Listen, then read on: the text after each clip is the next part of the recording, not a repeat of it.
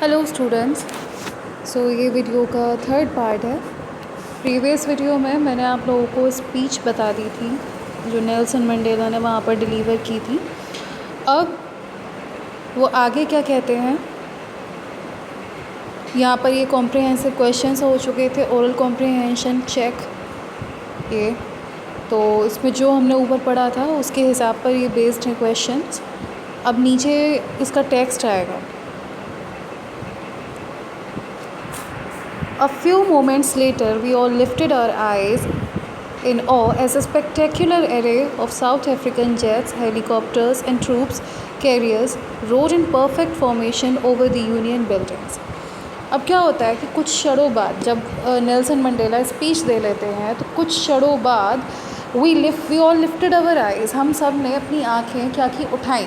किसने? Nelson Mandela के साथ जितने भी लोग थे वहाँ पर, जितने भी लोग उस एम्फी थिएटर में इकट्ठा हुए थे, सब ने अपनी आँखें उठाई और ऊपर की तरफ देखा। और ऊपर क्या थे भाई? साउथ अफ्रीकन जेट्स थे, यानी विमान थे, हेलीकॉप्टर्स थे, ट्रूप कैरियर्स थे। ट्रूप कैरियर्स का मतलब जिनमें सेना की टुकड़ी होती है, जो सेना को लिए हुए थे, जो हेलीकॉप्टर्स थे उनको वो सब चीज़ वहाँ पर रोड यानी दहाड़े मार रहे थे आकाश में। जैसा कि आपने हमारे यहाँ इंडिया में परेड में देखा होगा, ऊपर आसमान में जो विमान है वो जो स्मोक छोड़ते हैं, कलरफुल स्मोक छोड़ते हैं, कभी ग्रीन छोड़ते हैं, वो धुआं जो ग्रीन कलर का, वाइट कलर का और रेड कलर का जो धुआं होता है, जो तिरंगा बनाते हुए चलता है, वैसे ही उस यूनियन बिल्डिंग के ऊपर जितने भी ये जो विमान थे, हेलीकॉप्टर्स थे, सब दहाड़े मार रहे थे और एक तरीके से उन्होंने स्मोक निकाला था उस विमान में से।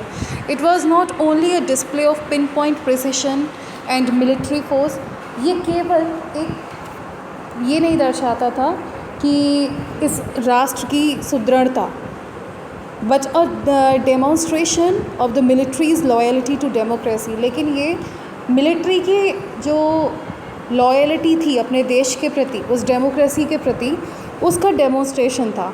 To a new government that had been freely and fairly elected, उस गवर्नमेंट का जो कि फ्रीली यानी आसानी से और फेयरली यानी बिना किसी भेदभाव के इलेक्ट करी गई है। ओनली मोमेंट्स बिफोर यानी कुछ ही क्षणों पहले the highest generals of the south African defence force, ये जो आर्मी होती है वहाँ की, तो साउथ अफ्रीकन डिफेंस फोर्स, उसके जो हाईएस्ट जनरल्स थे और पुलिस थी, देयर चेस्ट बिडेक्ड विद रिबन्स। बिडेक्ड का मतलब होता है सजाना किसी चीज़ को। तो उनकी जो चेस्ट थी, चेस्ट पर क्या लगे थे? रिबन्स लगे हुए थे, मेडल्स लगे हुए थे। फ्रॉम डेज गॉन बाय, जब दिन बीत गए थे, मुझे याद है कई टाइम पहले, कुछ समय पहले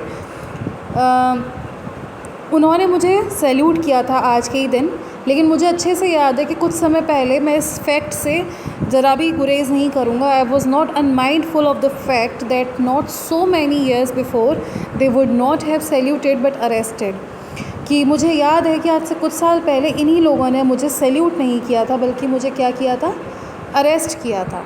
फाइनली ये शेवरन of Impala jets left a smoke trail of the black, red, green, blue and gold of the new south African flag.